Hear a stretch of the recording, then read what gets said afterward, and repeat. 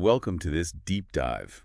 We're going to unpack some pretty groundbreaking new EU regulations Yeah. targeting methane emissions in the energy sector. Mm-hmm. Now, you might be thinking, okay, another regulation, but Right. this one's kind of a game changer. Yeah, it is a big one. We're talking about a sweeping shift impacting everything from the oil and gas we use to how we mine coal. Right. And get Yeah. this, Mm-hmm. the EU's aiming to make waves Yeah, far beyond its own borders. absolutely. Oh, So and- the truth, the EU's is really stepping up to address methane, Right. a greenhouse gas that's often overshadowed by its more famous cousin, Yep. CO2. Right. It's like the quiet but potent force behind climate change that a lot of people don't even realize is a problem. Exactly. You see, while CO2 lingers in the atmosphere for centuries, Yeah. methane hangs around for a much shorter time. Okay. About 10 to 12 years. Got it. However, over a 20-year period, Okay. its warming potential is a whopping 80 times greater than CO2. So that means tackling methane emissions now can have a much quicker impact on slowing down global warming. Yeah. So the EU is taking this seriously by setting some really ambitious goals to slash methane emissions Mm-hmm. in the energy sector by 2030. Yeah, It's pretty bold, it is. especially when you consider Yeah, how reliant the EU is on imported fossil fuels. absolutely. Think about this. 70% of their coal, Wow. 97% of their oil, Did this. and 90% of their fossil gas comes from outside the EU. Wow. So that means these regulations aren't just about cleaning up their own backyard. They're about setting a new global standard Yeah. and using their purchasing power to push for change on an international scale. Yeah, that's what I call putting your money where your mouth is. Yeah, exactly. But let's break down exactly what these regulations mean for the energy sector within the EU first. Okay, well, for starters, the scope is massive. Okay. It covers pretty much the entire life cycle of oil, fossil gas, and coal. From exploration and production to the management of inactive and abandoned wells and mines. It sounds like they're leaving no stone unturned. I mean, they're even addressing those inactive wells, Yeah, which could be silently leaking methane for who knows how long. right, for years and years, potentially. But with regulations this extensive, Yeah. how can they actually make sure everyone's following the rules? Well, that's where verification and reporting come in. Okay. The EU is establishing a really robust system to ensure the credibility of the data being reported. Okay. Independent accredited verifiers will be like watchdogs, making sure that those emission reports submitted by operators and importers are accurate Okay. and meet the standards. So it's not just about setting targets, it's about holding everyone accountable and ensuring transparency Yes, throughout the entire process. exactly. But it goes beyond just tracking emissions. Okay. The EU is taking a very proactive approach by mandating leak detection and repair, or LDR as it's known. Okay, LDR sounds pretty technical. Yeah, Can you break that down for us a bit? sure. What's involved? Well, imagine this. Instead of waiting for a methane leak to become a big problem, Right. operators are now required to regularly hunt for leaks Okay. using advanced detection technologies. Uh-huh. And these surveys aren't a one-size-fits-all approach. Okay. The frequency and methods depend on the specific types of equipment and operations involved. It's almost like having a routine checkup for the entire energy infrastructure Yeah, to make sure everything's running smoothly and no methane is escaping. that's a great way to think about it. And for those tricky underground components, Yeah, they have a special two-step process. that's right. First, they check for leaks at the surface. Mm-hmm. Then, if they detect something, Right. they use more precise instruments to pinpoint the exact location of the leak closer to the source. Exactly. It's like a detective investigation for methane leaks. That's right. So they're leaving no room for error. They're making sure they find and fix those leaks before they become major issues. Yep. And what about intentional releases of methane through venting and flaring? Yeah. Are those still allowed? That's a great question. These practices have been common in the energy industry, Right. but the EU is putting its foot down venting, Okay. which releases unburned methane directly into the atmosphere, Right. is generally prohibited except in very specific emergency situations or malfunctions. So no more just releasing methane because it's convenient or cheaper. That's right.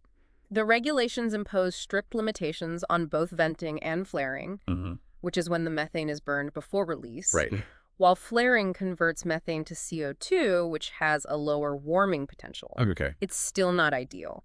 That's why routine flaring during normal production is completely off the table. Okay. And if flaring is absolutely necessary, Yeah. they've set very high standards for combustion efficiency, Yeah. aiming for at least 99%. So it sounds like they're really trying to minimize any intentional releases of methane no matter what. Exactly. But we've mainly focused on what's happening within the EU. Hmm. I'm curious, how can they actually influence methane emissions in those countries they import fossil fuels from?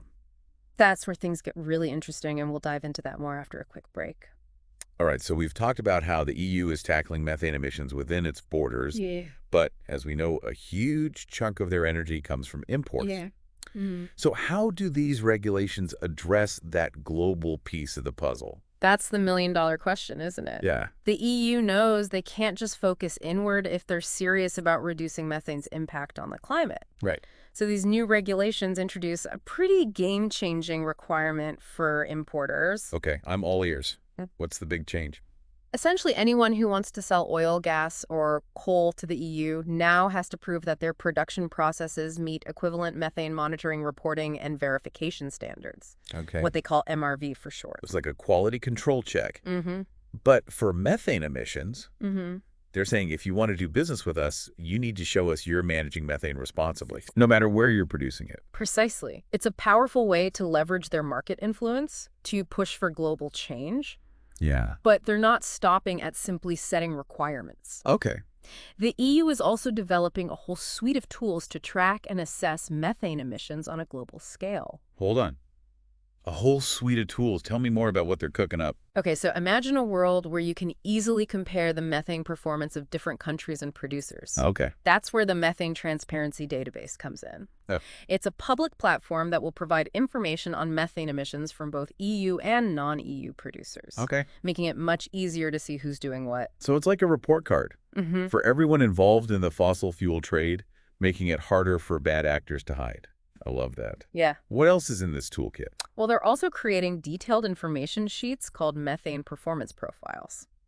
Okay. Think of these as fact sheets for individual countries, producers, and importers that highlight their efforts to address methane emissions. It's all about transparency and accountability. So it's not just about pointing fingers, it's also about recognizing and rewarding those who are taking concrete steps Right. to reduce methane emissions. Exactly.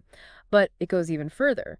The EU is also developing a global methane monitoring tool Okay. that utilizes data from various sources, including the International Methane Emissions Observatory and their own Copernicus space program. Wow. This tool will help them identify high-emission events worldwide, even in remote areas. Wow. It's like having a global methane emissions surveillance system, keeping an eye on things from space.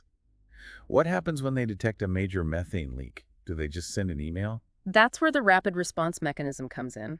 It's a framework designed to quickly address those high-emission events detected by the monitoring tool. Think early warnings, information sharing with relevant authorities, and swift corrective actions. So they're not just passively observing, they're creating a system for active intervention. That's right.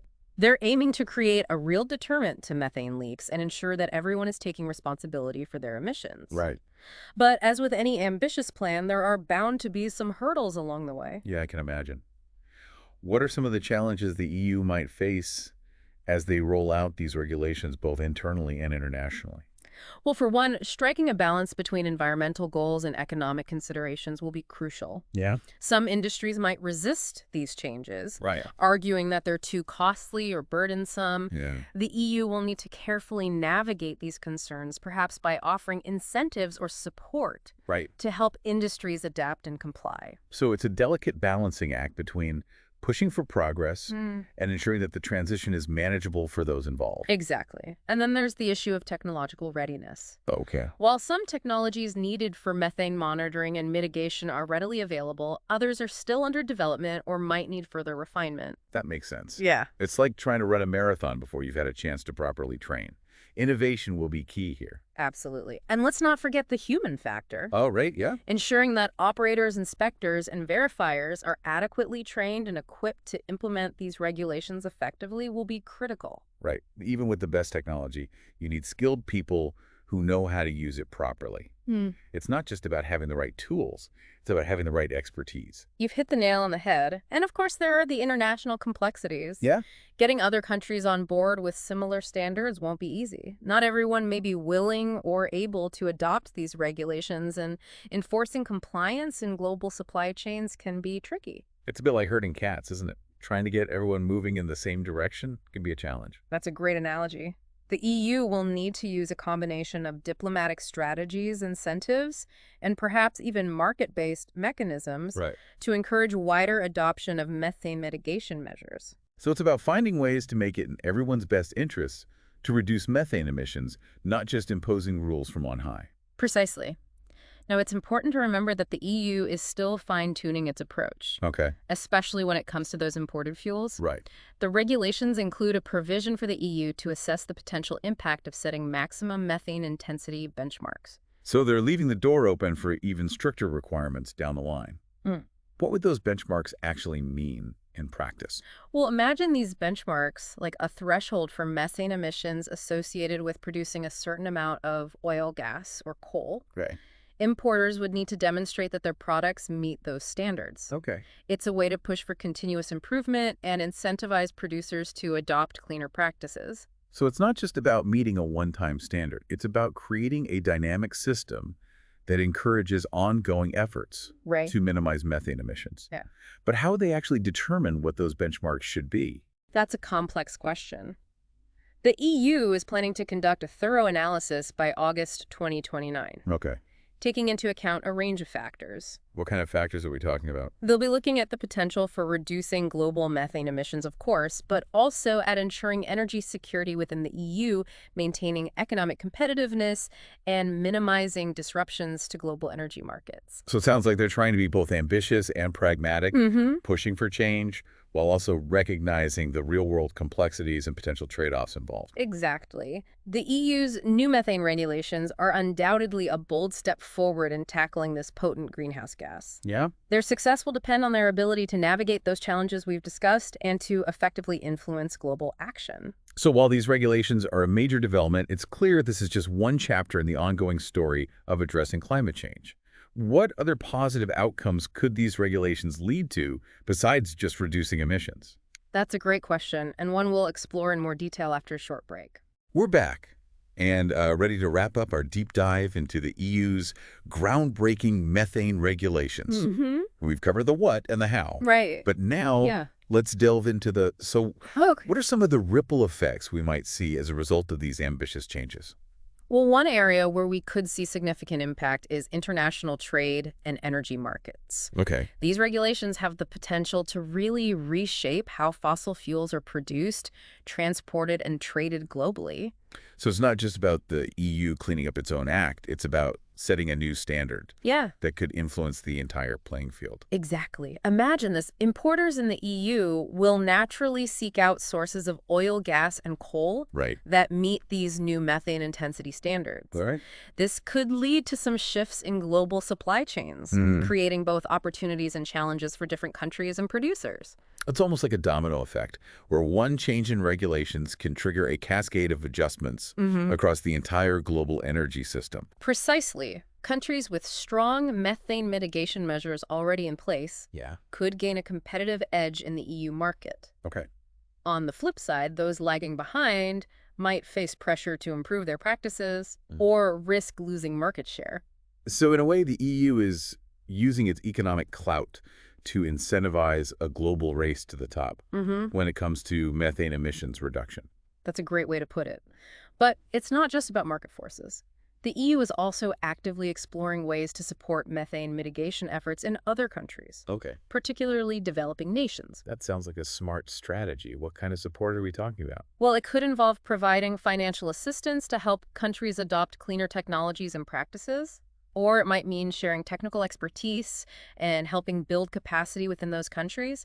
It's about fostering collaboration and making it easier for everyone to get on board with reducing methane emissions. So it's not just about setting rules. It's about working together to create a more sustainable future for everyone. Absolutely. And another fascinating aspect to consider is how these regulations might drive innovation and technological advancements. Oh, okay. The push for accurate methane monitoring and efficient mitigation could really accelerate the development of new technologies. And now that you mention it, it makes sense. When you create demand for solutions, it often leads to a burst of creativity and innovation. hmm What kind of technologies are we talking about here? Well, think about areas like sensor technology, leak detection and repair systems, and methane capture and utilization. These are all areas where we could see significant progress thanks to these regulations. So it's not just about reducing emissions, it's also about potentially unlocking new technological breakthroughs Right. that could benefit us in countless ways. Exactly. These innovations could even have applications beyond the energy sector, contributing to broader climate action efforts or finding uses in other industries. It's amazing to think about the ripple effects these regulations could have, not just in the EU, Yeah. but around the world. It really highlights how interconnected we are and how one region's actions can have a global impact. Well, this deep dive has definitely given us a lot to think about. As we wrap up, I want to leave our listeners with one final thought-provoking question. As the world grapples with the urgency of climate change, how do you think the EU's bold move on methane will shape the future of global energy? Will it spark a wave of similar actions from other countries and regions? Or will it lead to new and innovative approaches we haven't even considered yet? It's a complex and evolving landscape, and we'll continue to explore it together on future deep dives. Until then, keep those brains buzzing and keep seeking out knowledge